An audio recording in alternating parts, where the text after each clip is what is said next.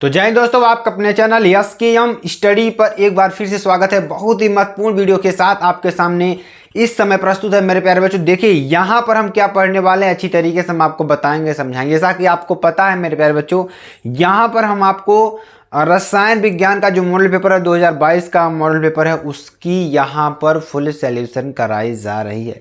तो आप सभी को हमारे साथ जुड़े रहना है, अच्छी तरीके से तैयारी करते रहना है, ताकि आपको एग्जाम में अच्छा से अच्छा नंबर मिल सके और हम आपको अच्छा से अच्छा नंबर दिलाने का फुल कोशिश करेंगे कि आपको अच्छी तरीके से नंबर मिले। क्योंकि अगर आप 2024 बोर्ड की तैयारी कर रहे हैं ना, तो आपके लिए हम बहुत ही इम्पोर्टेंट है। क्योंकि अभी से अगर आप तैयारी करते रहेंगे तो आपको एकदम बेहतरीन नंबर पाने की संभावना रहेगी।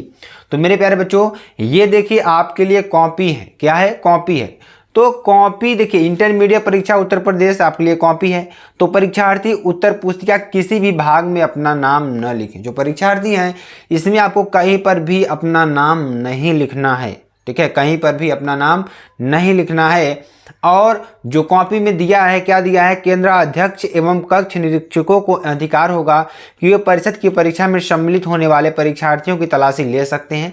ये भी चीज आपको ध्यान देना है। और परीक्षार्थी उत्तर पुस्तिका के पृष्ठ भाग पर दिए गए निर्देशों को ध्यानपूर्वक पढ़ें तथा सावधानी के साथ पालन करें। ठीक है, निम्नांकित क्रमांक 1 से 6 तक की पूर्ति परीक्षार्थी स्वयं करेंगे। इस उत्तर पुस्तिका का प्रयोग करने से पहले परीक्षार्थी यह भी देख लें कि उस पर वही वर्ष परिच्छिद्रित है जिस वर्ष में वह परीक्षा दे रहा है। ठीक है, और ध्यान दीजिएगा मेरे प्यारे बच्चों, और ध्यान दीजिएगा यहाँ पर।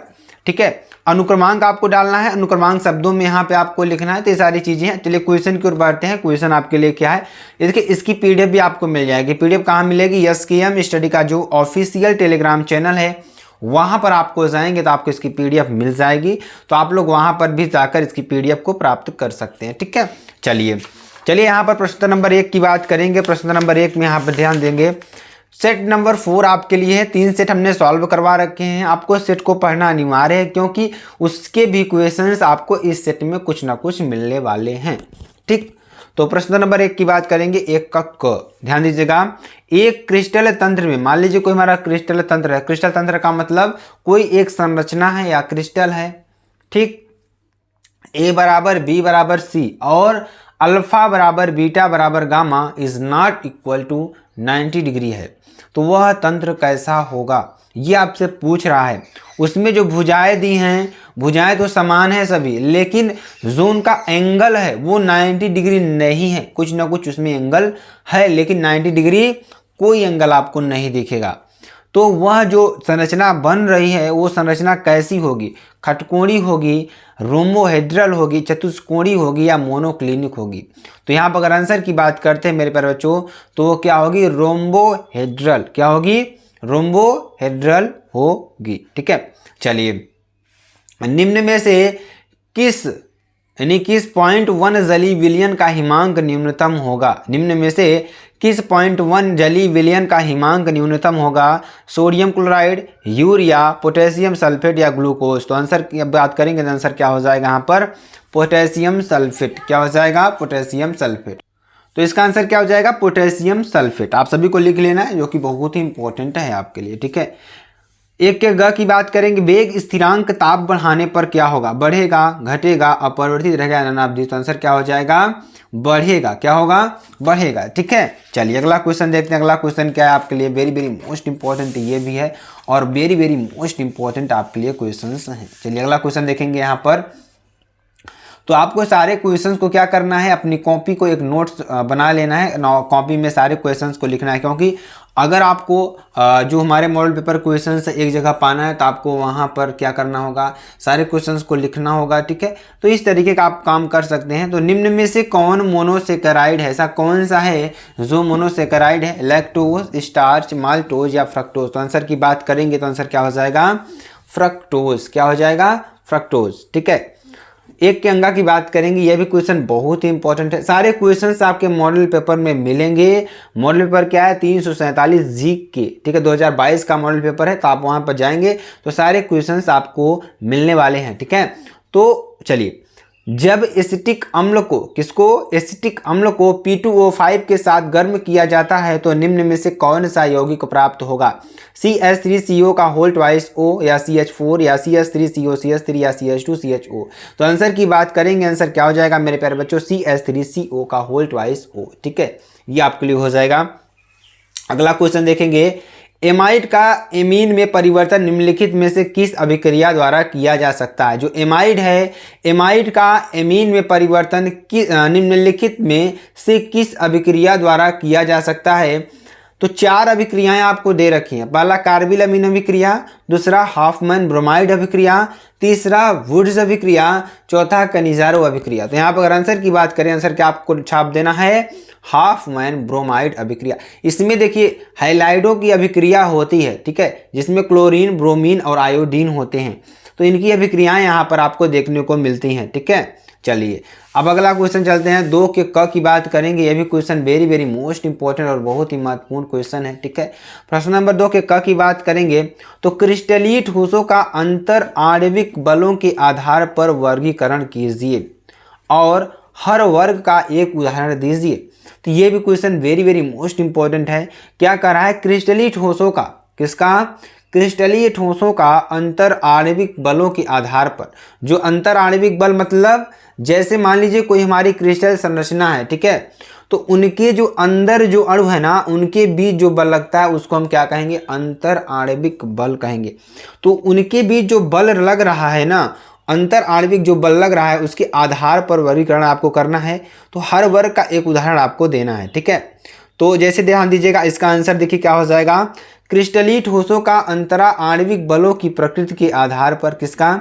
क्रिस्टलीय ठोसों का अंतरा आणविक बलों की प्रकृति के आधार पर अथवा आबंधों यानी कि वान डेर वाल्स बल, आयनिक बंध और सहसंयोजक बंध और धात्विक। देखिए ये सारे बल्स आपको पढ़ाए जाएंगे, एक अलग सी वीडियो में आपको हम प्रोवाइड करेंगे। ठीक है, तो इसमें जो अंतर आणविक बल हैं जैसे वान डेर वाल्स बल, आयनिक बल, आयनिक आबंध, सहसंयोजक आबंध, धात्विक आबंध, ये सारे क्या हैं? अंतर आणविक बल हैं कि आधार पर 3 वर्गों में विभाजित किया जाता है। पहला क्या है? आणविक ठोस, आयनिक ठोस, धात्विक ठोस। ठीक है, सहसंयोजक अथवा नेटवर्क ठोस।